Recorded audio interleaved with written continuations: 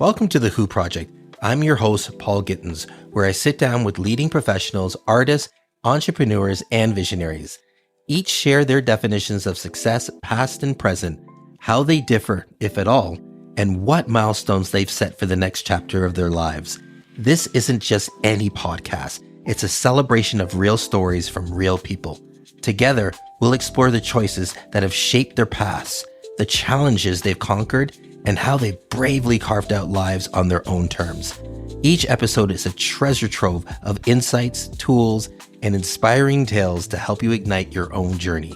So buckle up and get ready for some great conversations.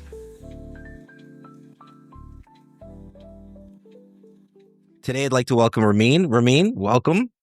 Ramin, I've had the pleasure of knowing you since, the beginning of this year? Yeah. Man, and so that's coming up to about 6 months. So 6 months ago when we met through our mutual friend, Graham Wong, you struck me as a unique young man who carries himself with an adept amount of self-awareness, which blew me away, right? And even more interesting, I found that you have this insatiable appetite to understand yourself and the world around you fully. So the more time I spent with you, the more I enjoy our conversations. Even up to a couple of days ago, we were hanging out. Right. So it was fitting for me to ask you to be a part of the Legacy podcast. So I want to thank you for that. Thank you, Paul. I really appreciate. I guess you met me at the right time. Yeah, when I'm like I was that in that vibe. I hear you. Timing's everything. Timing was great. Yeah, and I appreciate this opportunity. I'm more than happy to just answer the questions, talk about it. Like I'm very excited. Like watching previous episodes, it gave me so much more knowledge and it felt very personable. So I think you put a lot of effort towards this podcast. Wow, I'm trying, my man. I'm trying. Proving every episode. So amazing. So interesting that you said that because I wanted to do something different today. I wanted to start with a quote instead of end with a quote. And I read this quote and I'll read it to you. Studying others gives us knowledge, but studying yourself ultimately leads you to an incredible amount of freedom. Wow. Right. And so when I read that and I thought about legacy and the time I spent with you and the time I spent with Graham discussing what we're learning about ourselves, it's made me gain a new perspective that gives me the fuel to continue on the journey of me trying to sort me out. Right. So when I read that quote, I thought, man, like, this is exactly what this is about because I'm listening to your stories. I'm listening to Graham's stories and I'm learning from you guys and I'm walking away. Every time I leave here and I walk away and I'm driving home, it's like this rush of energy and you just feel like you've just been enlightened. And man, like I said, the time I spent with you, it's just been really interesting. And I just wanted to get into it. So, other than that, I just really wanted to get into like how well, let me start with this. May I ask you how old you are? I'm 28. 28 years old. 1996. 28 years old. Wow. So you're 2+ decades, coming up to 3.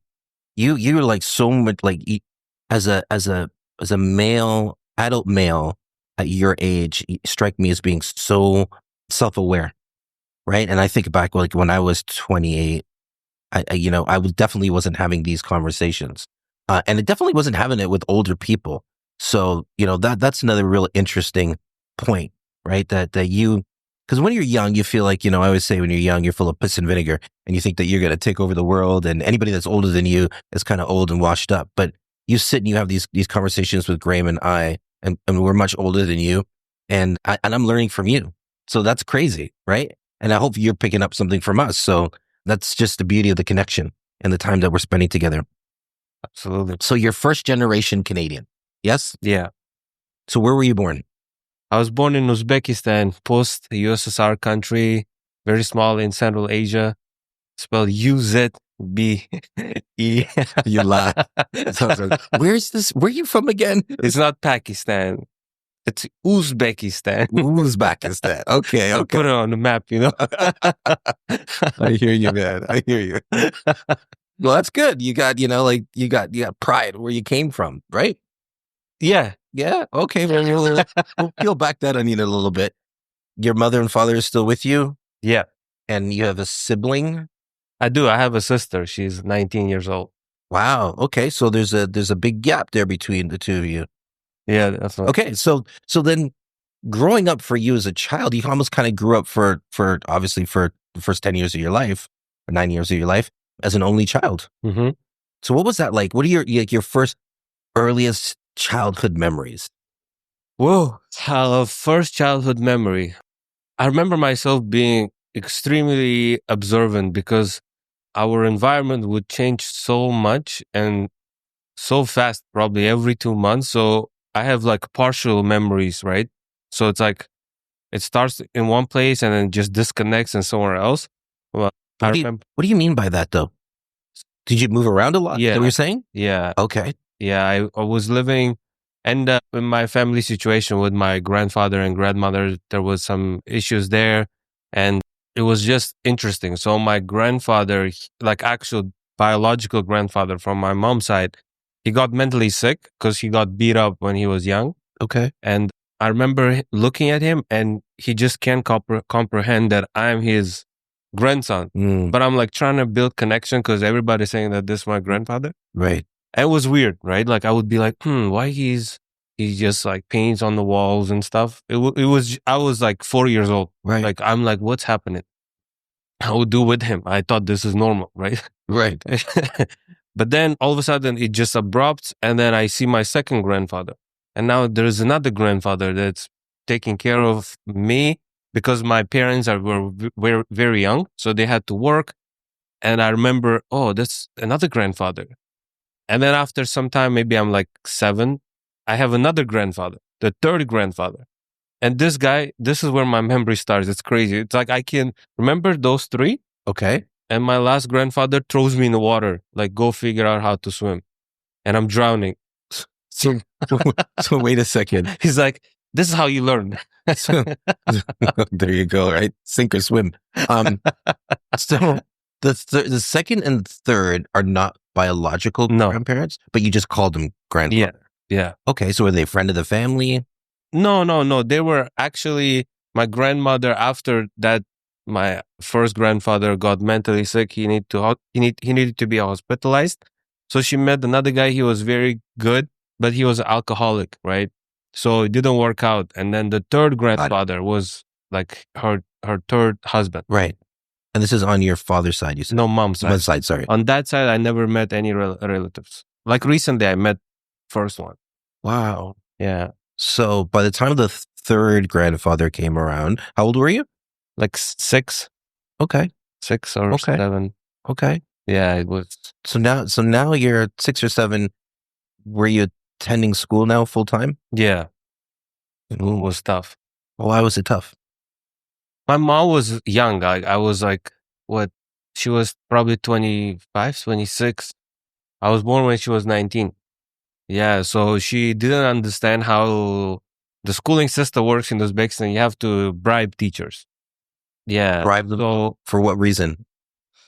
Like, to get into a school, to graduate or get diplomas, you have to always be nice with teachers, have to give them gifts. And my mom just didn't understand dynamics because she was young.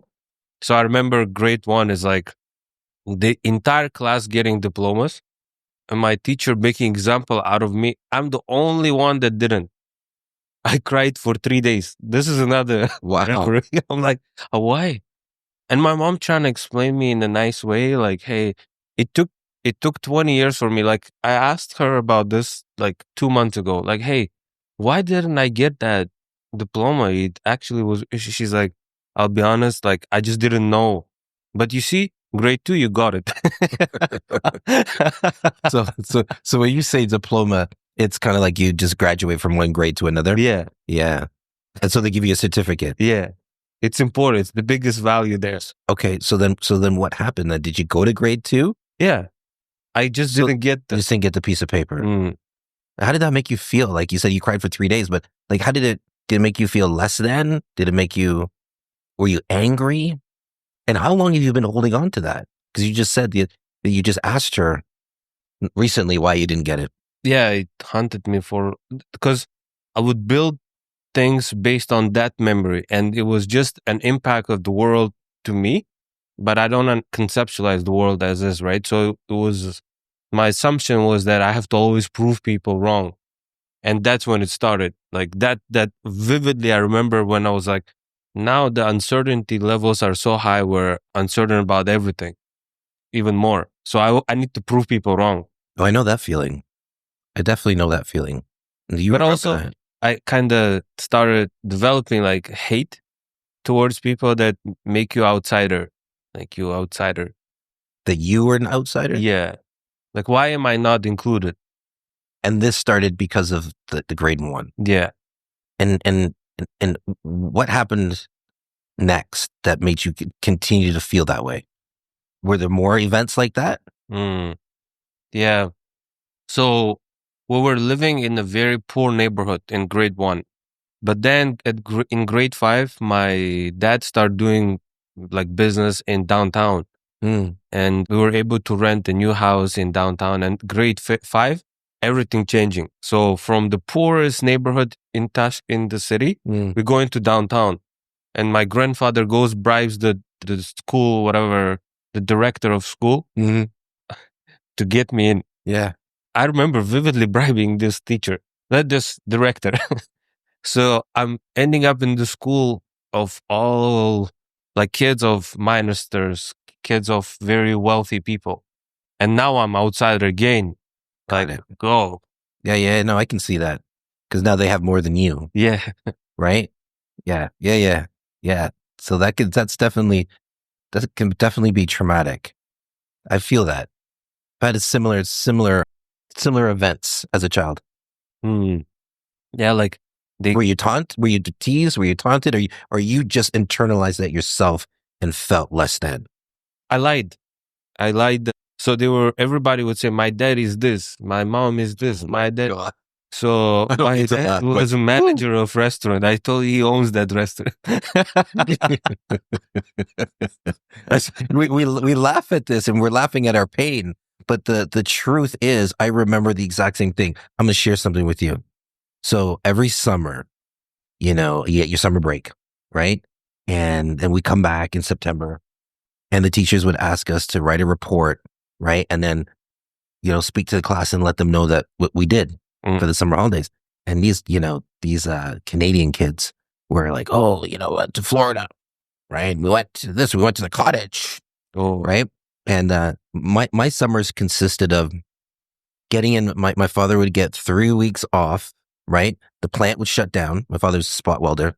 He would get 3 weeks off, and we would jump in the car and drive to New York City, right? Because his brothers all lived in New York City.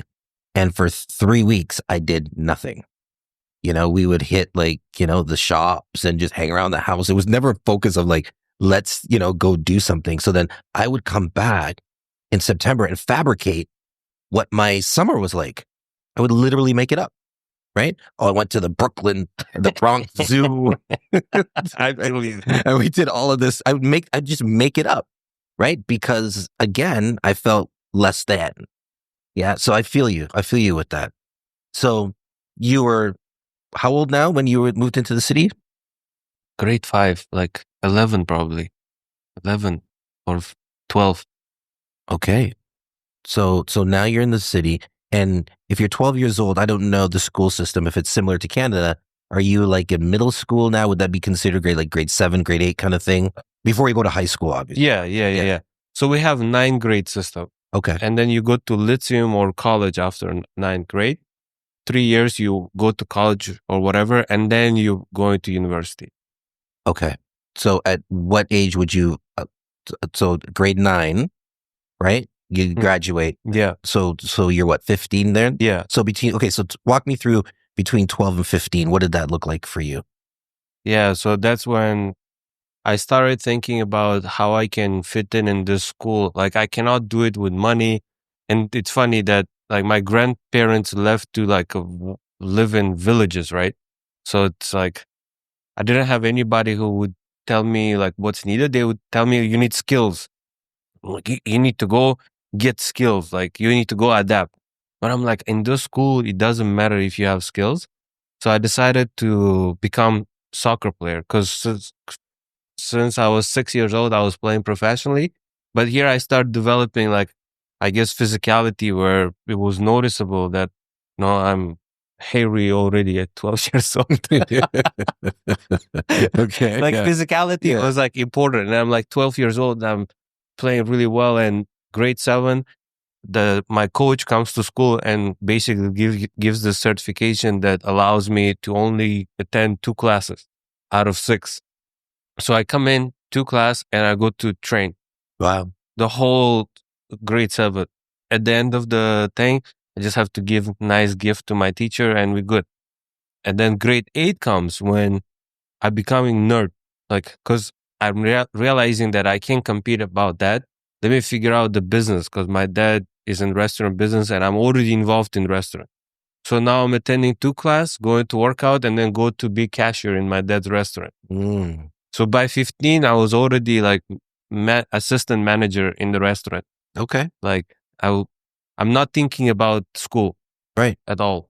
So I'm deciding to move to college that's close to my house that I can skip.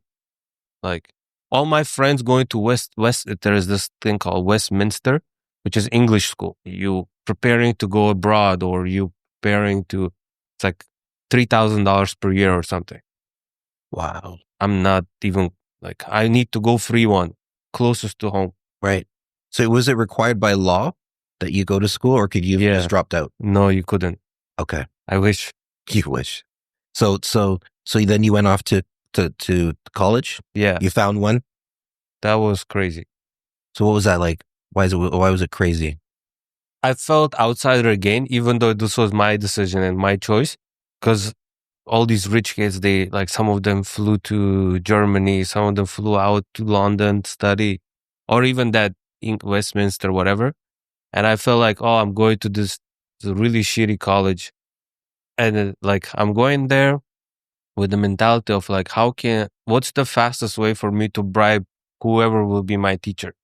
Literally. So now you've adopted this philosophy. Yeah.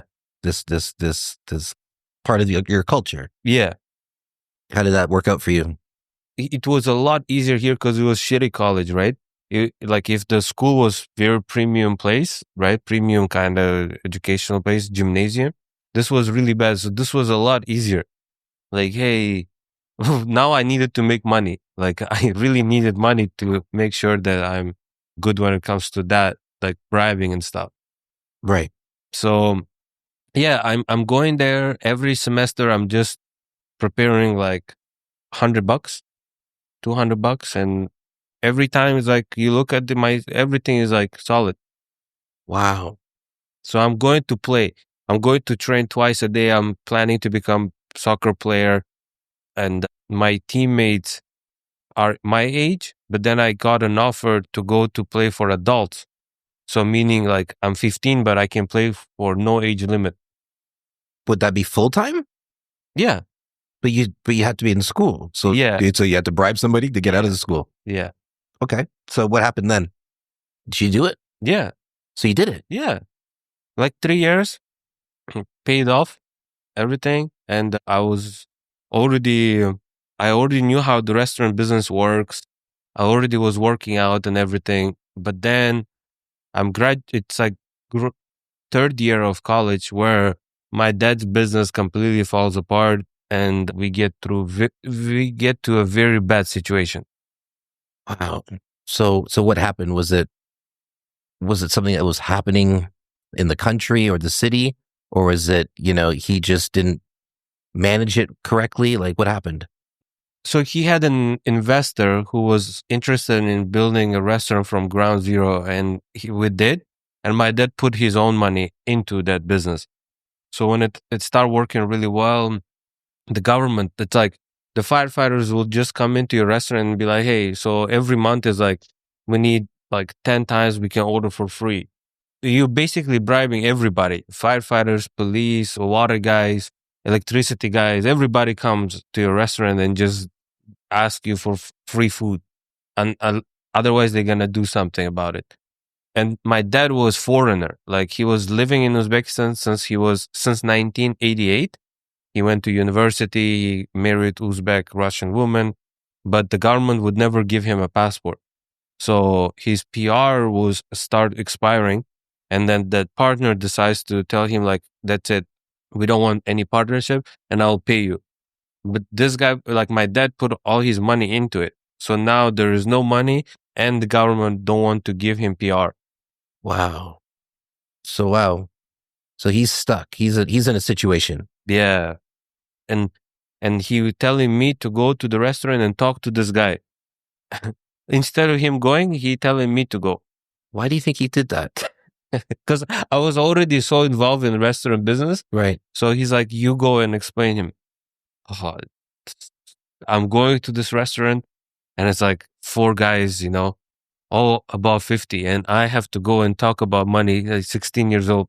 Hey, so this is how much you owe. This is how much you need to pay. And he's like, come on, you are a nice guy. You have nothing to do with this. Come have a sit, eat some food. Wow. So that's a lot to put on you. Did you have any resentment towards your dad for that? Like, were you angry that he asked you to do that? Honestly, yes. But now, after a while, it was good because I was so nervous going there. I was like, damn, what am I going to say? How am I going to talk?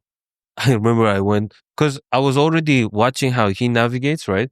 So it's very serious, very like, I'm acting. I'm not like that serious. I'm going there.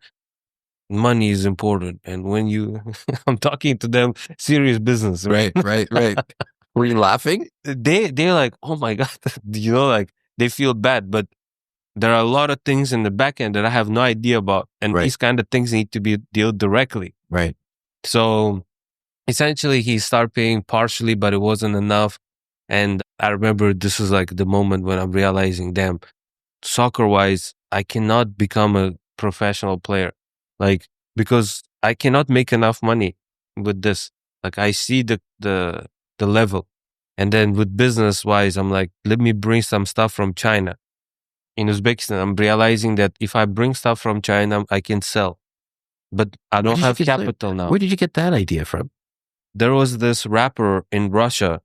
He was like basically pretending he used to live in LA and then he went back to Russia and he wanted to bring Western culture to Russia. So he had some songs with P. Diddy, Snoop Dogg, whatever. And I realized he created a clothing line called Black Star that was selling really well. And I'm like, yo, I can make the same exact thing, but better quality if I'm just going to go and bring it from China myself. Right. Because those guys would first ship it to Russia and then to Uzbekistan. Okay. So I'm like, why not to just bring it directly? Yeah. So how old are you? 16. Wow. First clothing line comes. I'm getting all the girls, take pictures, whatever. And I ran out of money. I didn't think of it through. That plan wasn't thought through, I have product, but I don't know what's the next step. So I'm like, damn, what should I do? I'm going to be English teacher. I'm just made up. It's not like I speak English. Oh, I was just about to ask you that. Do you speak English? No.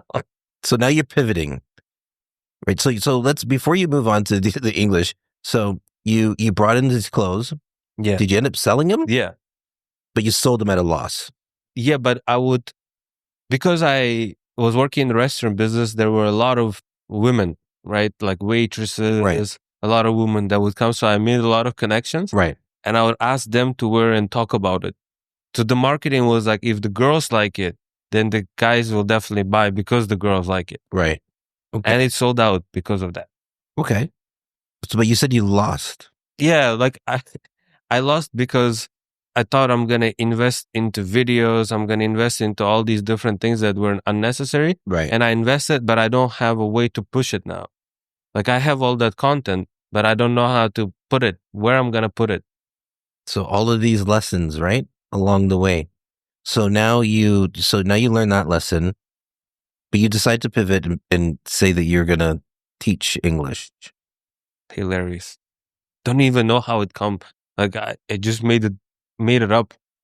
I think it was because I didn't have anything else. Literally, I didn't know anything else. I went to this one factory for one day. Oh my God. Like that was some dungeon. Imagine factory work in Uzbekistan. Yeah. It was like a dungeon, really some dungeon somewhere. Like, let me try to be English teacher. And I'm going to interview, and my friend got like he started this business, so I'm going there, and he got actual teacher, and he's like, "All right, stop talking Uzbek and Russian. Let's talk in English." And he lived in Brooklyn for years, and then he's like, "All right, what do you know in English?" And I'm like, "Oh, do you have books? I can read them books. I can like I can teach them. Like I can read myself, Yeah. and I can tell them too. This is what it's written. Yeah. Not like I know." Yeah. So you're hustling. It didn't work. He's like, "Bro, go home." So when did you learn to speak English then? Did you Here. Oh, when you came here? Yeah. Okay. So now you're what? Now you're 17 years old, right? Mhm. You tried a few things. The restaurant's done. Done. You're not going to become a professional soccer player. You're not going to become a retailer, and you're definitely not teaching English. So you're 17, and you came to Canada. What? How old? 19. So walk me through the next 2 years, the last 2 years of your life there. Very hard time. Very tough. My dad had to deal with his ego because he downgraded so much. He was working in a factory outside of the city. I was just trying a whole bunch of different things. And we remember that Canada approved our application as a refugee when my dad had similar issue in 2005. Back in 2005, but my mom was pregnant and she was about to come in, right? Like it was month 9. Right. So they decided to stay in Uzbekistan just so my mom can give birth to my sister. Mm. But I was like, damn, I even remember in 2005 when I was 9, like Canadians came to Uzbekistan to do interview. I remember how they smell. Really? Crazy. This woman, oh my, I remember how she smelled. The smell of opportunity. Are you serious? Yeah. It was so big because I'm 9. I'm very impressed with everything. They gave like some pens and they feel different. They're Canadian pens. Wow. So I'm telling my dad, hey, we need to apply because you cannot go to Afghanistan because, he left Afghanistan and he was one of the 12 kids and the only kid they gave opportunity, his parents gave opportunity was him. So he left and he never went back. So if he's going to go back, they're going to kill him because he's like kind of betrayed, right? He didn't fight. He didn't go to war. He decided to go to enemy territory, which is USSR back in the days. Right. So I'm like, how are we going to go to Afghanistan? We never been there. We don't speak the language. And we applied to UN to become refugees. And within 2 years, I'm doing all the emails. I'm trying to watch English movies and I don't understand anything. I learned like some of English by the books that were published in 1991, like Comrade Paul, Comrade, like Russians basically translated and made a book. Right. So I'm doing email back and forth with Canadian immigration officers, trying to figure out how to do the processing, and we like losing hope basically. And I remember one day he needed to get a paycheck and we went to go get it, but the other person didn't show up. And at home, like we open the refrigerator and it's like just one milk. Like, damn. And I'm already conscious, right? Like I'm already 17 years old, 18 years. I'm like, I need to do something, like I cannot. So that's when I start like escaping. I would say I would feel really sad and bad that things not working out. Like I'm losing hope basically more and more because I see my friends like, oh, look, their parents helped them out on this. Right. They did this. And I'm literally telling everybody that I'm going to leave to Canada somehow. Somehow it's going to, and I'm just saying it with the hope. And everybody start like, hey, man, you've been telling about Canada so long. You are like one of those guys, everybody say they go to Russia and then they still here. Well, man, that's a lot of responsibility. That's what I'm thinking. It's a lot of responsibility for you, right? To take on getting your family to Canada. Yeah, it was pure luck.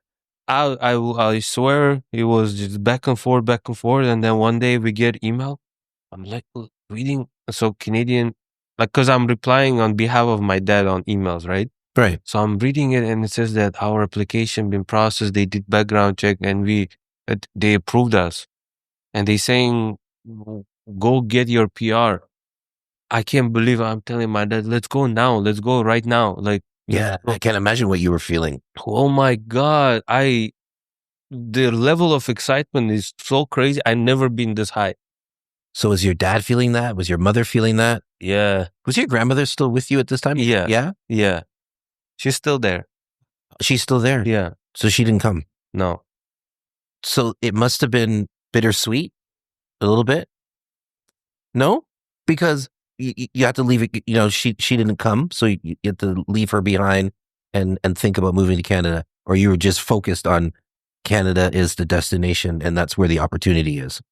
Yeah, we didn't want any those kind of thinking, like we didn't want it.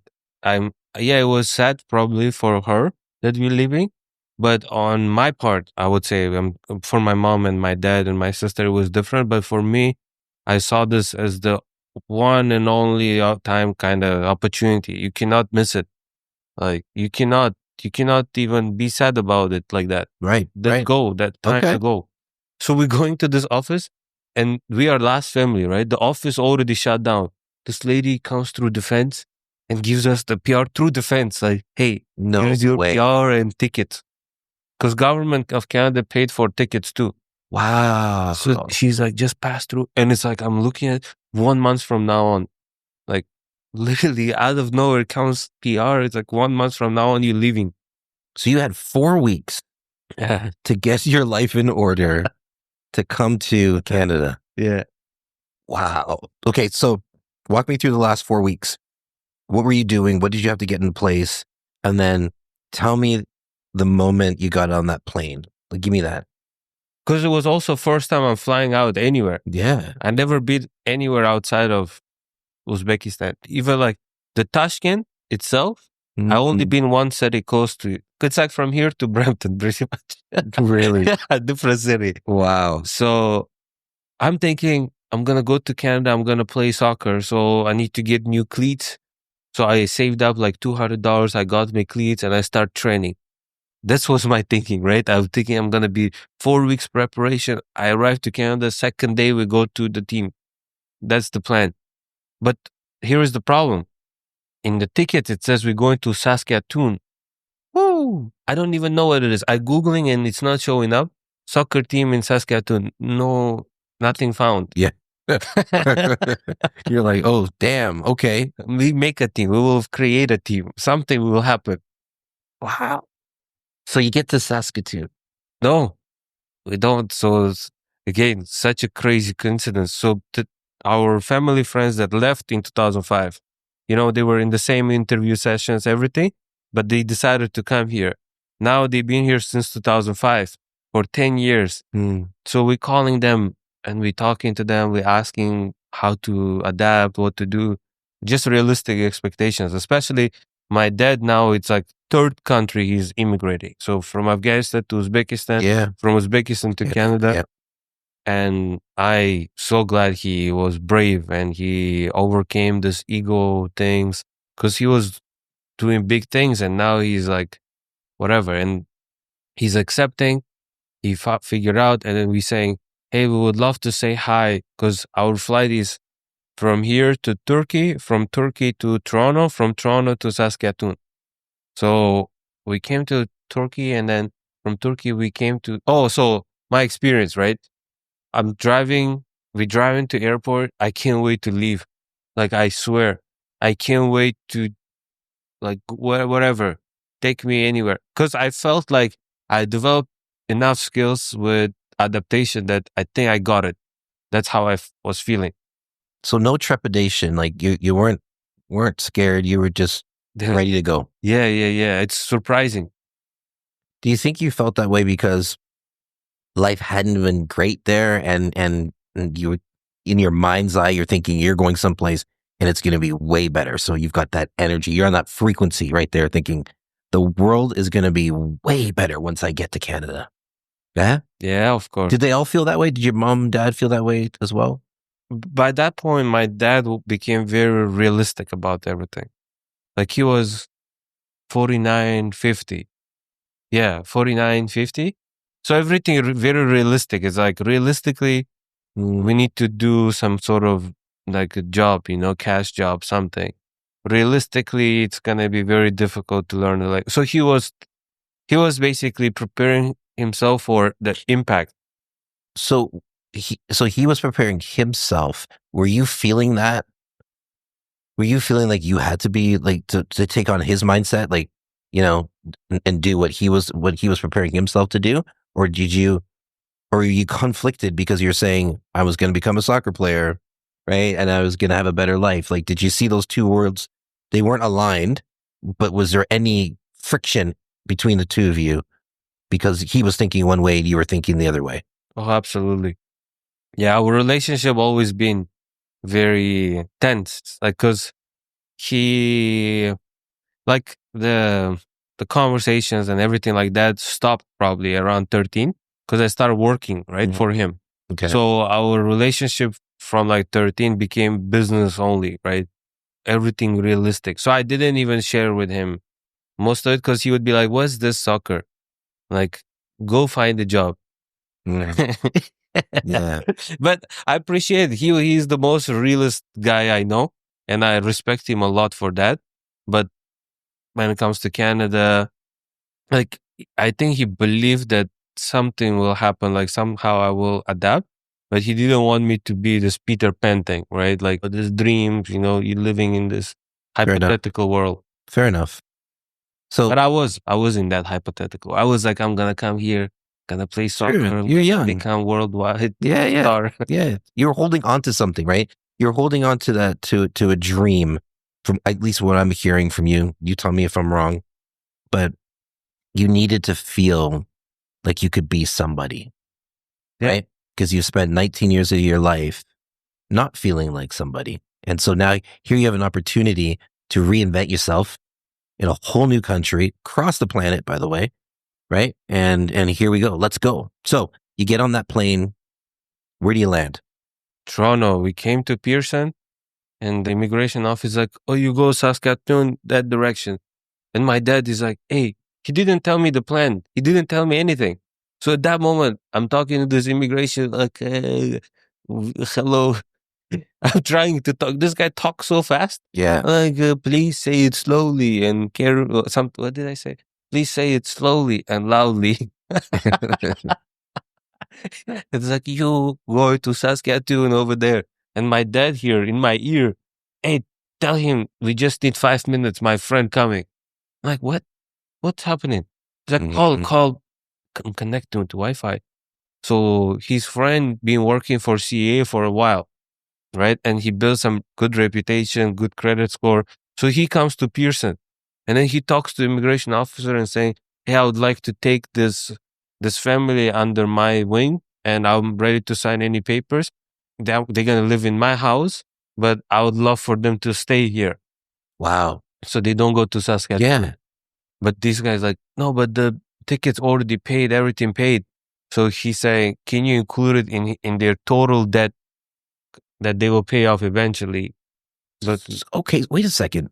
Sorry. So they pay for your ticket, but you got to pay them back? yeah, 6 grand. Yeah, we paid back. Yeah, we paid back. I thought it's part of my ignorance, but I thought, if you for refugee status that the Canadian government was just going to pay for you to get No, here. no. So you got to pay for it. Okay. Okay. Sorry. So continue.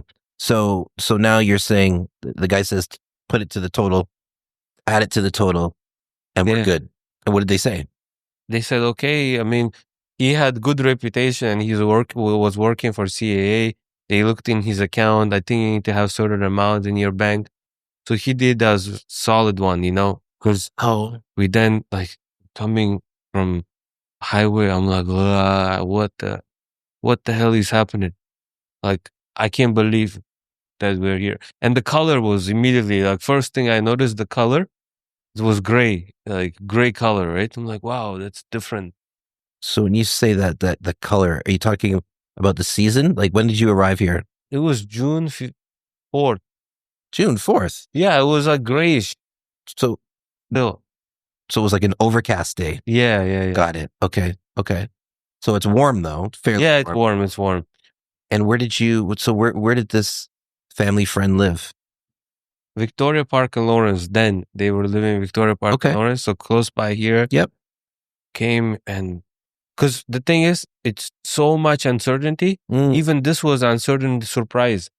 Like, I had no idea we're gonna stay in Toronto. I thought Saskatoon. Like, did your mother know? No. Your dad my dad just last minute pulled badass dad who concocted his own plan. Crazy. What? And yeah, I come outside and we found a guy who also speaks Russian. He's Afghan and he speaks Uzbek. And I talked to him and he's like, yeah, welcome to Canada. You can come with me. So I decided to go to Brampton. So the same uncle, like the same guy, family friend, also had other relatives that were open to help us. So I'm going Brampton next day to live with that guy. But my mom and dad and sister with them here. How'd you feel about that? Good. Okay. Yeah, because these guys were my age, Got it. like Okay. whatever.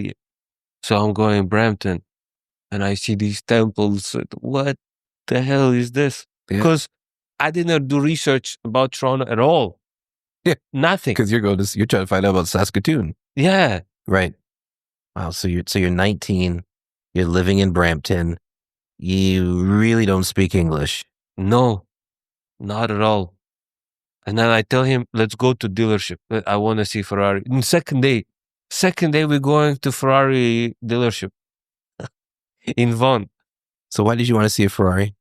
I needed to smell the leather. I was so hungry. It's crazy. Like, second day, eventful day. I'm waking up. I can't believe again that I'm here. Like tripping out at night, that I'm in Toronto. Yeah. Drake, what the hell? Yeah. Drake? I don't even listen to him like that. Back then, right? Yeah. And then we go into this dealership and I'm like taking picture of these Ferraris, Lamborghinis, McLarens, Rolls Royces. And I'm like, that's it. I know for a fact I'm going to get one. So next destination, we need to find a team. And like, so he's saying Brampton teams, not whatever. I have to move back to here, like Victoria Park and Lawrence, because there is a team and some bus. Like I need to bus to something pharmacy and Eglinton or something. No, Eglinton and Lawrence or whatever. It's close by. But they say everybody busy, so I have to go take a bus, and I never done it alone. Second day I'm going. And my phone, I had the chatter, so no internet. Right. Oh man, I'm getting in the bus and I don't know what this guy wants from me. Right. Like I'm showing him my card. Like, yeah. No, it's like you need to pay. Like he's doing this, but I'm not getting right. Like what he's talking about. Yeah. And people are waiting too. I gave him $20. Did you take it? Yeah. He's like, put it in there. Wow. Go there. Wow. I go to this team and it was Croatian guy. I'm like, I'm football. Why am football? It's like, okay, let's go. Let's train. Yeah. And training session finished. I don't understand one command. Like, behind you, run through. Like, commands? Yeah. Zero. Sure, because you don't speak English. So how long did it take you to really start to get a command of the English language then? I didn't. After 1 month, we ran out of money and I was on welfare. I was getting like $500 per month. So all the savings finished. It was big savings in Uzbekistan time, right. Money, but here it's nothing. Yeah. So I'm realizing the reality sinks in and my knees down. Like I know for a fact these knees won't handle it. So I made a decision and my dad was pushing too. It's like, like this is different. Like you need to make money now. So what if like we wake up tomorrow at 5 a.m. and we go to this Russian neighborhood, batters and steals, and we go do some moving. So that's a real buzzkill. Phew. You go McLaren, you go football player, and then next day 5 a.m. Let's go to this moving company. Yeah. So I can only imagine that you came here with all the will in the world, right, to be successful, and now it seems like you're being pulled back into this world of just being normal, if you will, right? Like just be a worker, Yeah. right? So you're fighting this now. You got to go do this, but clearly you're not happy about doing it. So how long did you do it for? Probably 3 months. The last, so I start crying closer to the end of it. I start crying and smoking cigarettes a lot. Like I would smoke a whole pack because I would see. So these guys would be like, "Oh, this guy, his son, like basically doing most of it, and he's not doing as much. Mm. So we're gonna separate them. You go in a different place. This guy gonna go different place. So we can like make you work. So it's not like I'm looking at my dad and crying because it's like, how come like I can't do anything about this? Like why he needs to work. And then the last day we went to this house and I noticed these guys stealing. Like they were stealing this person's stuff. And then like we were closer to CN Tower. It's like, yeah, so basically forget about all your dreams. You like just think about this like this. You do moving, you save up 3 grand, you go back Uzbekistan and you chill out there. So just think of it as you are a slave. And that hit me hard. Who said this to you? So there was another older guy who was from another Stan country. Okay. That was he was from Kazakhstan. And he basically just said that. Like, and I don't have anyone else, so I have to believe him because he's older. In theory, I was like, yeah, probably this is it. I didn't. So when he said that to you, did you accept that as your fate?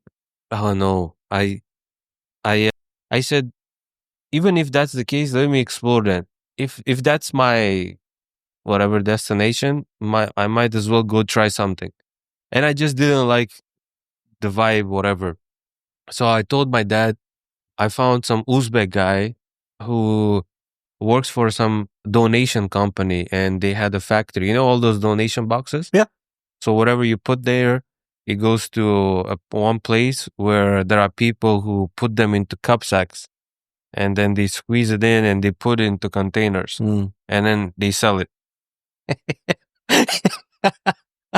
Yeah. So all the stuff you see, it comes like in one big pile of stuff. Yeah. And then I have to like everything smells, some dead people stuff. Yeah. Some new stuff too. Actually, some people I genuinely care and donate good stuff. So I'm going there and I'm making a decision of like, hey, I think this is the best opportunity for me to like listen and work. Okay.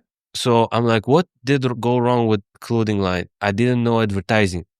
I didn't know where to put those videos, but I had Connect in China. So this is August already, like June, July, August. And now this is September. So 4 months in and now you're thinking, I'm going to go back into my memory, relive what went right, what went wrong, because I see opportunity here. Yeah. So what gave you the courage to believe that you could do that? Yeah, I mean, I had nothing to lose, so and I thought 3 grand. Oh, okay, 3 grand. It's like let me go Taobao. I found this guy in Taobao. It's like AliExpress, but better version of it for Chinese people. Okay. So I'm clicking there, and I found this guy WeChat, and he's like, "Hey, send me $3,000. I'll send you the first batch of products." But I'm translating from Russian to English, and then from English, I'm sending to him. And then he's changing from English to Chinese, from Chinese back to English, and send it to me. I'm from English to Russian. Yeah. Back. I'm like, what's he talking about? Yeah. But I'm like, let's send it. Okay. Sending money, nothing. Like, I don't know. I ask him, he's like, coming. I'm like, okay, hopefully it comes. So I'm listening a Russian marketing people explaining me how to do business, right? Okay. So they explain about the funnels. I'm like putting these cup sacks, cleaning this whole warehouse every day, and listening to this. Ah, okay. Oh, that's how it works. Da-da-da. And then the product comes. I'm like, oh, this product is good. It's LED lights for cars. Okay. But he gave me like different variety, right? So I could check out each one of them. So one of them I really liked that was with smartphone control. So the guys 19, 20 who don't have BMWs, who have Corollas, but they would want to feel like it's Yeah. BMW, they would get these ambient lights Yeah. under their Yeah. interior, right? And these one connect with the phone, some music. And I'm like, okay. So based on last time, what I'd done wrong was like, I didn't know where to push it. So let me check this Facebook thing. So 2015, I'm sitting here. Oh, Facebook, what is this setup? Okay, I'll put my phone number as a headline and I clicked on $50 a day. And people start calling me. I put Toronto, my phone number, and the video of like we recorded a video. Wow. And now that 3,000 turned to like 12,000. How long did it take you to do that? Like this from September to January. But I would say like this light costed like $40. But I would say installation is $300. Mm. You're right. Sorry, But people are whoever still bought doing it, it? I apologize. It's this, you already been done. Like it's done. Yeah. Everything done. So we would go to people's houses, would install it under their car, would do all the setup in snow, whatever, and then we would get cash. I gotta take a pause for a second because there's just something about your personality that it's just I'm finding it hard to put into words, man. You've been here 6 months and you went from I couldn't speak a lick of English, don't know where I'm gonna stay, to starting a business. Even if it was a hustle, it was a business, and you pulled that off. Yeah, I had So how are you Toyota feeling at Echo. this time now? So 6 months have gone by. How are you feeling about yourself now?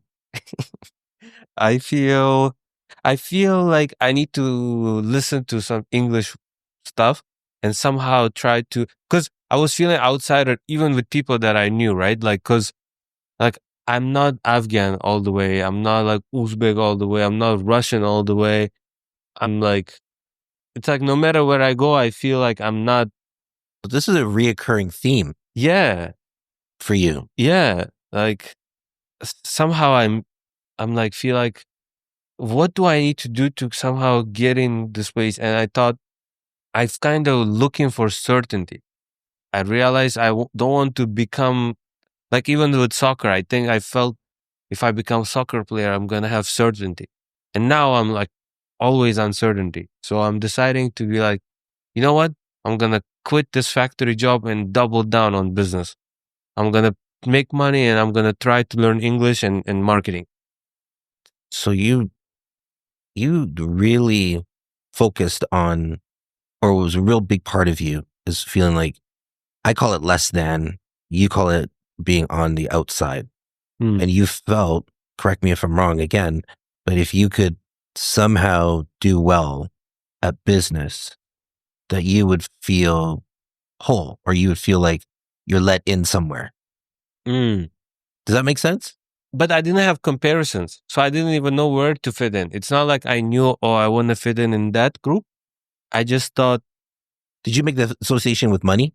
So if yeah, you had the money, then you would, if you had the money and the buying power, you could then fit into wherever you wanted to fit in. I did. I definitely did. Yeah. Yeah. No, I feel that. I totally feel that. So you got your little side hustle and now you decided you're going to leave the factory job and do this full time. Yeah, That's a big leap. yeah, it was. So ordering another 100 now, 100 units of this product. It comes in and I'm having cash flow issue and I'm struggling again because the money was coming from that factory job. Right. No, I didn't even thought about Yeah. Yeah. where is money gonna come from. So I'm talking back to my uncle and I'm telling him, hey, this is already like February. And I'm asking, Pause for a sec. have a great weekend. So I'm like, well, you're already working for CA. I can help. I could be like, give me like small. Back then I had G2 and I was driving Toyota Echo, red Toyota. Yeah. It was The compact. It was The hatchback. $900. Wow. And I'm like driving. I'm like, yeah, look, I know how to drive now. Like I can do it. He's like, no, you need to have G full to be CAA emergency, whatever driver. I'm like, nah, man, I'm good. Come on. I'm going way over time. Yeah, it's good. This is good. This is really good. I look at these sessions and I think that, when we do these things, these podcasts, right? There's so much that starts to get revealed, right? And if you want to keep the conversation going, let's keep the conversation going, right? So you're talking to your uncle and what happens? Yeah, he's like, all right. He got me this Adolf Hitler car, like HHR, Chrysler HHR. Yeah. I remember that. Like I remember Hitler that car. that Yep. look like, right? Yep. So I have like 20 batteries in the back. I learning how to lock the car out, how to do battery boost, whatever. I'm like, damn. And I know that I'm not this kind of guy, right? Like, Yeah. but I'm like, I need to do this. So now I have opportunity to get my laptop, put it right in the car. I connect it to the thing and I have my laptop with me. And I don't have to like do something at the same time. I can be listening this and I can wait for calls. Right. So now my education even improved further. So this laptop, you're in the car. When what were you doing on it? Listening to marketing stuff. Got it. Okay. Then one time, got in accident like that. Wow. I'm like, oh man, uncle, it was his fault. I was looking at this thing. He was saying in the middle of the funnel, you need to. So you're self-teaching yourself. So this is all self-taught. Everything that you've done in your entire life, you've pretty much self-taught. Yeah. The problem has started happening after that. Like CAA, I'm doing this, I'm learning this, and I'm implementing immediately, and money start coming in. Like now, it's more than it was $110,000 in revenue for that month, and I was like, oh my god. And so at what point were you here? How long were you here? Now that you've got 110? 2 years. So it took you 2 years. Yeah, and my brain just. That's well. First of all, congratulations. Thank you. That's huge. That's huge. To be proud of. The concept of money just broke down because I couldn't believe that, like, somehow you can make money, like, you can make money with your brain, kind of, not just with your, like, physicality. Yeah. So I'm telling my uncle, you cannot chase 2 rabbits at once. So I'm I like that. I have to choose business. Yeah. It's like, listen, you are young. You have to just save up and stuff. No, Max, I get banned. I guess I'm telling him, I don't know, right? I'm 21. Yeah. Come on, right? I'm taking all these different things. And it's like, okay, no problem. So I'm scaling up and Shopify calling me. I'm like, what the Shopify? And then they call me, oh, you were invited to this event of like businesses that made certain amount, da da da. Is your address? And then they tell me my home address. I'm like, yeah, that's me. I'll invite you to downtown. Oh man. They assuming I'm big business. I made $100,000. Yeah. They don't know the back. So I'm going to downtown to Shopify office. I'm like looking at people. Like, I want to be here. Like, not even like I want to be doing something in Shopify. I just want to be like in this environment of like. Because this environment you felt like you belonged to. Yeah. Could belong to. Yeah. So I had certainty of like, look, this guy talking about creative. This guy talking about sales. So can I ask you a question then? Would this be the first time in your life that you felt like this is a thing that I could be a part of? Yeah. And how old were you? 21. So you're 20. So 21 years of your life before you felt, wow, I think I've found the place where I want to be.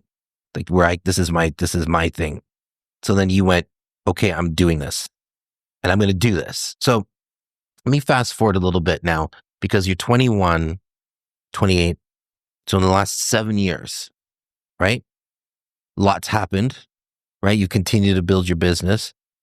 Do you feel now the same way about Canada when you first showed up? Or do you feel differently about Canada today? Of course. And if you feel differently, tell me why. The first thoughts about Canada were just non-existent. I had to survive. I didn't even have a capacity to think about Canada as Canada is this. Like Mm. immediate thing was like we went to Costi immigration office. We spoke about what needs to happen. Da-da-da. But then when I made money, I started appreciating Canada because look, I had great opportunity. Da-da-da. But then when business tanked because I made wrong decisions, then I'm like, oh, now I owe money. How am I going to make it? And now I'm back to square one again. Okay. That's when I start thinking about Canada. Is like, what are the opportunities for people that in this position now, like that are in zero, like how to come back or how to do something again? Because this was pure luck, the previous one, right? Okay. Experience. Yep. Now though, what now? And I'm like, oh my God, I don't even know where to start, like where to go. I don't have education. I don't have diplomas. I don't have nothing. I have only this business that I ran as a case study. Right. So you lean back into that then.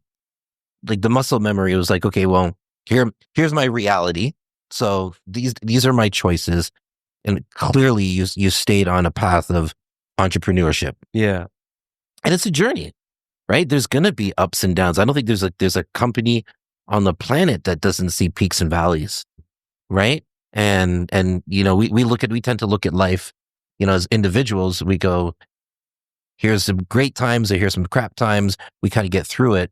And in business, it's the exact same thing, right? There's going to be peaks. There's going to be valleys. It's how we treat ourselves, right? In those valleys that'll help us get back to those peaks. Because you've probably seen the graph, like, you know, it's a zigzag to success, right? Like to get where you really want to go. It's never a straight line, right? There's never one way of doing it, right? So here you are, and you know, each year is going to be good years, is going to be bad years. That's what it is. It's interesting you say that because so the zigzags happening and I'm observing them, right? Mm. But my opinion about the Canada just started developing then because I had to go drive Uber. So I became Uber driver. Okay.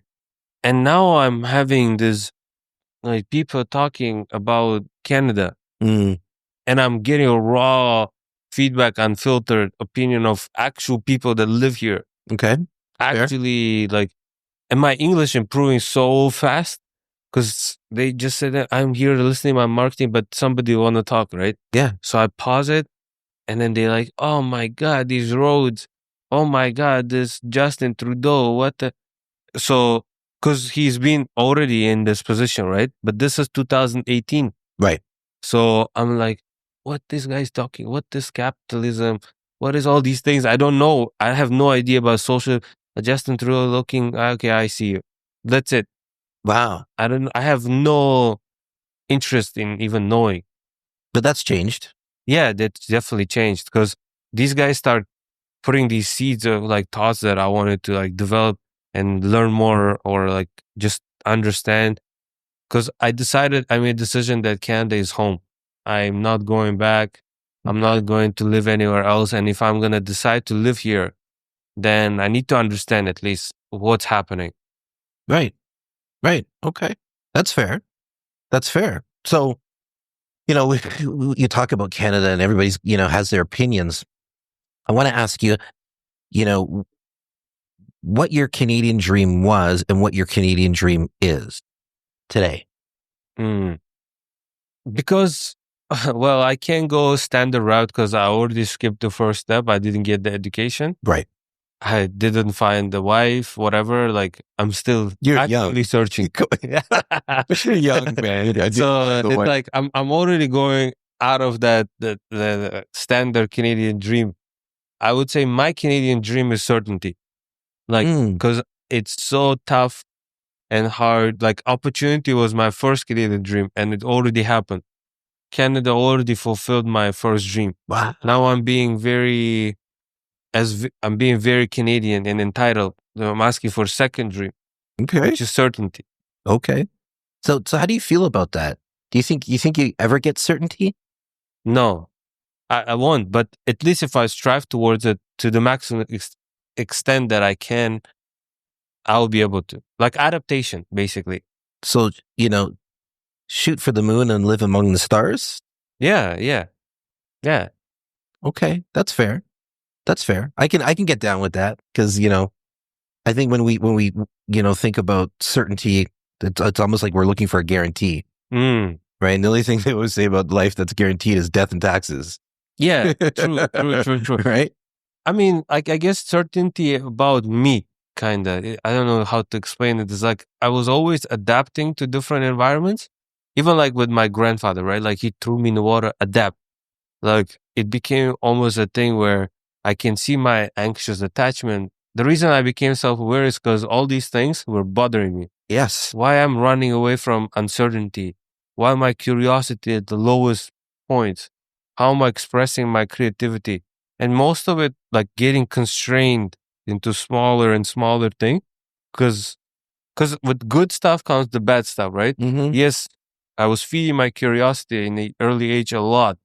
Like I would go like 5 years old, go sit in the bus just to see where it's gonna go, and the whole family looking for me in the city. Like I already start noticing that my curiosity is too intense, but then it gave me traumas because of curiosity, where it's like, oh, I see why I'm anxious. Okay, I'm gonna change this up a little bit because I see where you're going with this. So I wanna throw out a word, and I wanna know how you feel about it. I'm gonna throw out the words core values. And have you thought about them? Have you written them down? And if you have, just tell me about them. Honestly, Yeah. I copied from Graham. Yeah, no. No.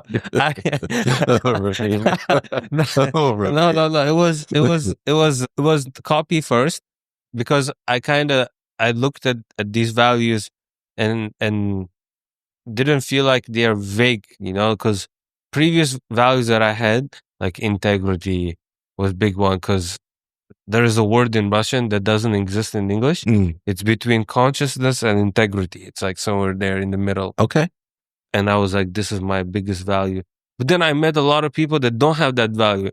And I found myself like, some mistakes that I made and how integral I was, and I didn't follow it. And I'm like, because I don't value it as much as the truth, for example. So we had a lot of discussions with Graham, and I appreciate his mentorship and yours as well to have these conversations, because I start like just thinking through the values that Graham had. I'm like, does it even like anyhow connects to me? Those are like, the abbreviation is TRACK. It stands for truth, respect, accountability, creativity, knowledge. Wow, he's got it down to an acronym. Woo! Yeah. All right. No, that I did that. Yeah. He didn't have that. There was like random words, like Okay. this creativity, knowledge. And then I said, well, if you I'm gonna copy right there.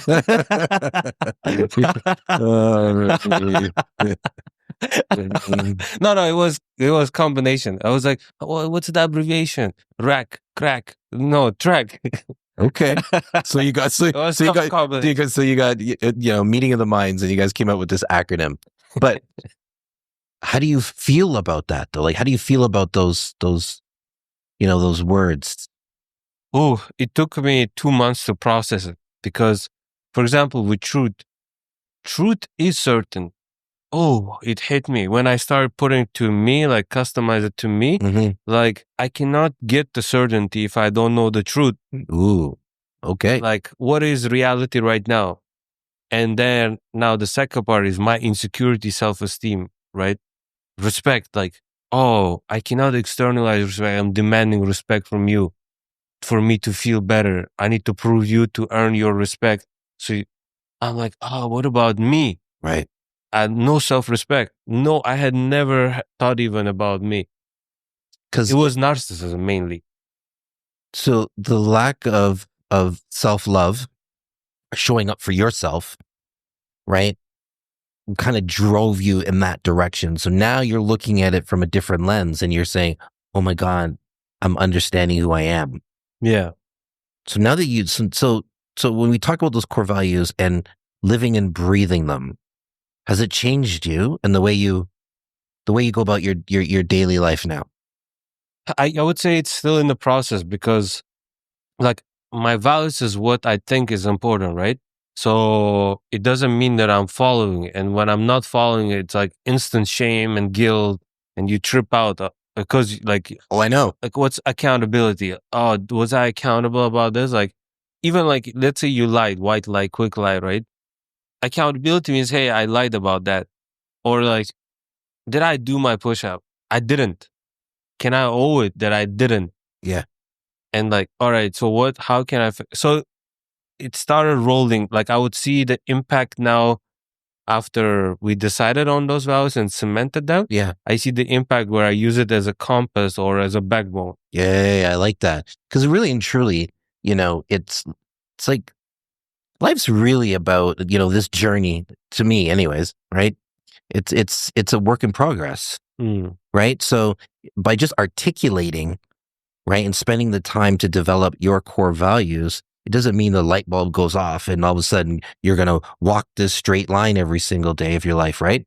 It just means that to your point, it's your beacon, it's your North Star, right? It's the thing that you look at that recalibrates when you find that you're getting off track, right? That's the thing we should be looking at and going, okay, that's where I need to be, right? I think that's powerful.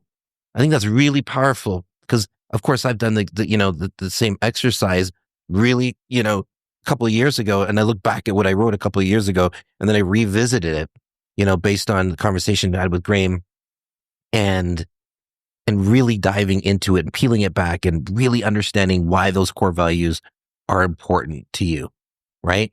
And man, like that's really difficult. To your point, it's really, really difficult to do. But once you do get there, you do have to realize that it is a work in progress, right? That it's not something that it's just going to be like, you're just going to be all of a sudden one day perfect and you're going to, do everything perfectly because the world's not perfect and none of us are, right? You agree? I agree with you. But before we continue, I would love, like within the podcast, I would love to hear your values because you've been working on it, I know, last few weeks. I would love to hear your. He's flipping it back on me. Whoa. You know, listen, so you threw out the word integrity. Like for me, it's authenticity, it's integrity. It is creativity. How you define creativity? That one was interesting for me. Well, for me, creativity is how I spend like every single day of my life. Like if you were to go through my phone and look at my notes, I'm constantly writing. Like there's like every day, every moment of my life, I'm writing. So that's a really important to me, right? Mm. Because it helps me express my thoughts, Mm. right? Especially when I feel alone on the journey. It's just the way I get to express it. Some people call it journaling, but for me, it's more of just writing down my thoughts and how I feel, right? And what I see of the world. There's thousands of notes in there of just me just writing, and that's my creativity, right? So like when I talked about putting together a podcast, I would write. I had like a folder, podcast ideas, right? And I would just start writing what was important to me, So that creativity, that's my creativity and how I express it. And it's really important to me because if I didn't have that, I don't know what I would do. Wow. Right. And then, being authentic and, being honest, those are things that I live by. And I'm still trying to work through, geez, one thing I absolutely do love about my friend, and I call him my brother Graham, is that he will always push you further and harder. And for as long as I've known him, he's done that. Sometimes I go, this prick. Just when I thought I had it figured out, here comes Graham swooping in. Say it. I just keep I haven't figured it out. And that's what I love about him, right? So to answer your question, like, I'm still working through how do you, what's the alternatives? What's the consequences, right? How do you proclaim it? How do you, shout it from the mountaintops? Like I'm still working through that. That to me is still a work in progress. But I do know why I keep going back to those words that I just spoke, right? Because I feel a connection to that. And that's what I'm going to continue to work through. But I was telling him that this morning as I was driving. I called him and we had a brief conversation, and I said, and this is truth. That's so much of what we're going through and what we're doing right now. For me, what's really hard is it's revealing the truth, right? And when you start peeling back that onion and you start looking at the truth, not who you think you are, not who you want to be, but who you are sitting right here in the present moment, that's heavy. That's really heavy, right? So that's when we get into procrastination, right? So I backed up off of it, to be completely honest with you, right? So I'll work on it, and then I admittedly get scared. Me too. Because then it shines that light, right? And all the shit that you've been going through, that you've been carrying for all these years, you have to come to terms with it, right? And it's not pleasant, it's not pleasant to go back and rework on that. The alternative, though, is to continue to keep doing the same shit that you've been doing, right? And that's not going to work. And that's why we're having this conversation right now, right? That's why we've been having these conversations, because we want to grow, right? So we've got to walk over those hot coals, if you will, right? And we got to put our feet to the fire. But it's not easy to do, right? And especially for men, like, shit, we don't sit around and talk about our feelings, right? So that's what makes this podcast, our relationship, also very unique, because we're actually having this conversation and we're willing to shine the light.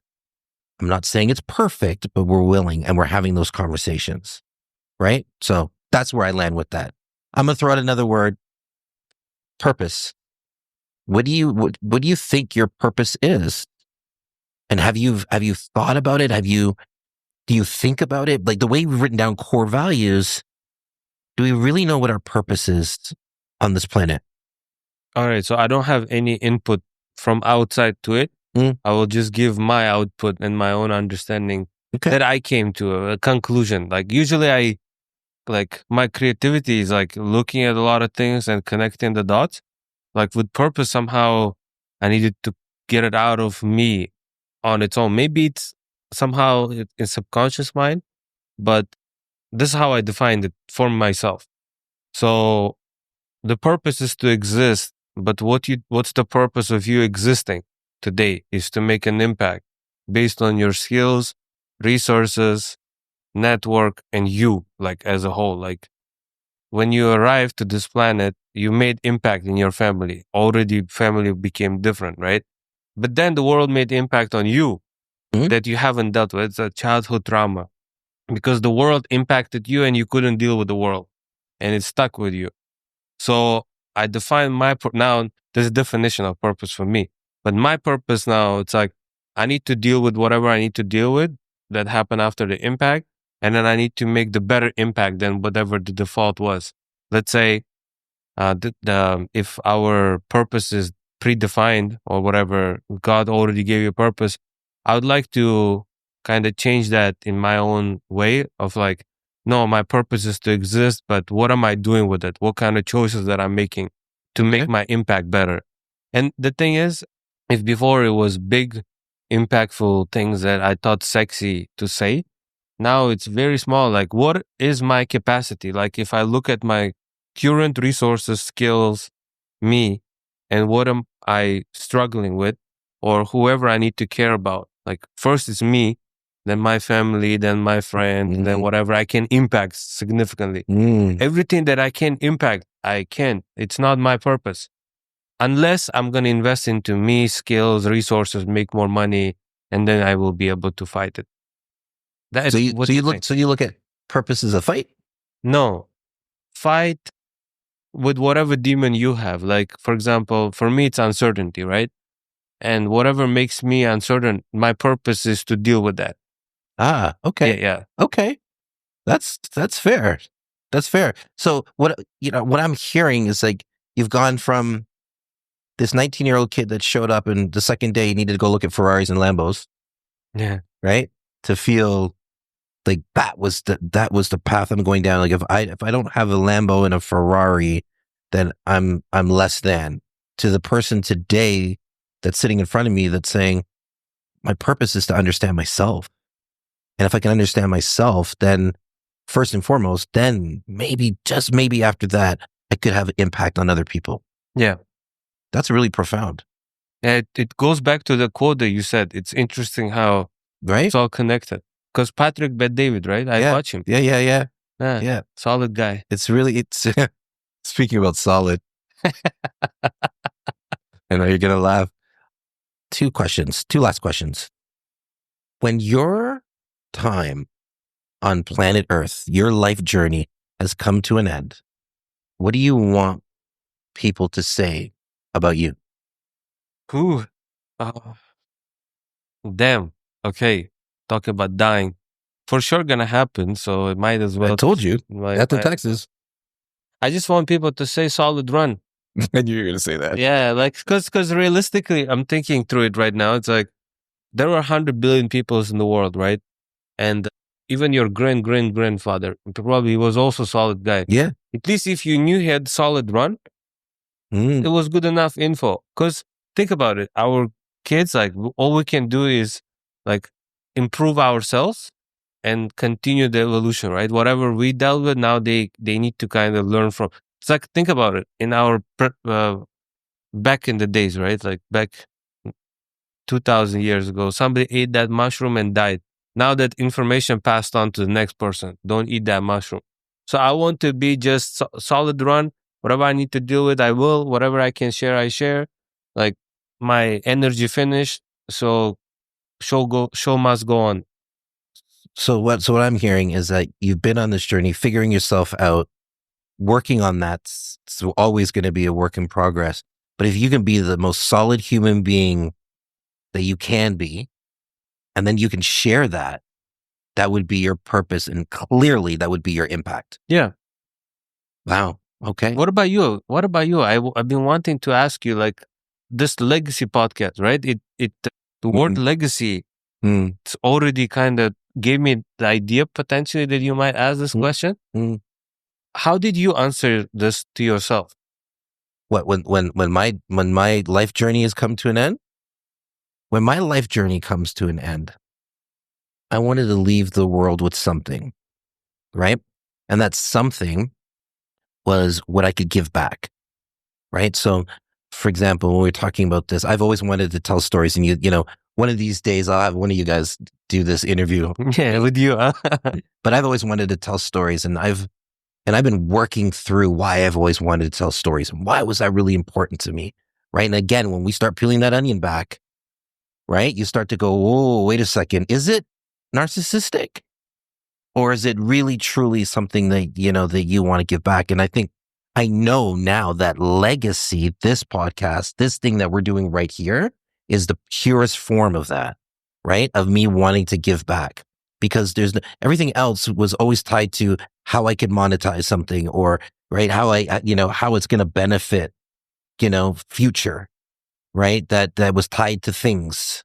This has nothing to do with that. This has everything to do with, helping myself help other people. And when I say that, I mean by when we're having conversations, when we're doing this podcast, right? And I'm hearing you, and I'm hearing everybody else that we've interviewed, I'm learning things about myself as well. Right? And I'm also, and the really big part of me here is I'm hopefully the takeaway from this is you're going to walk away and go, wow, I've accomplished a lot. Because we barrel through life, right? And that's what was really important about legacy being first and second generation Canadians, because we tend to come here with an idea, or whether we were born here or come here with an idea of what life should be like. And if we were born here, right, we're still only, that second generation, but we're always measuring ourselves against other people. And I thought, you know what? Let's stop that. And when I say other people that have been here for 3, 4, 5 generations, right? Let's stop that. Let's stop feeling less than. Let's celebrate what we've accomplished. And when we get off of this, when we end this podcast and we have our private thoughts, my hope is that whoever I interviewed or whoever I had a conversation with will walk away from this and go, yeah, I've done well. Because I keep going back to that book by Dan Sullivan, The Gap in the Gain. right? And it's the delta. It's like, where did you start and where are you today?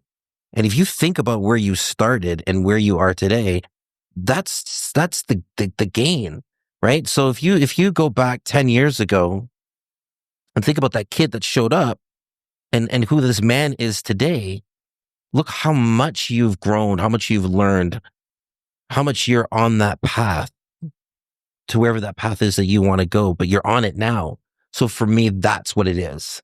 That's legacy, right? If I could help be a part of that story, that, you sat down and you had a conversation, and most importantly, this will forever live digitally. So I will never have to miss anyone, because I will always be able to go back and listen to the recording of us having this conversation, how the people that I'm having on the show have impacted my life, right? That's the legacy.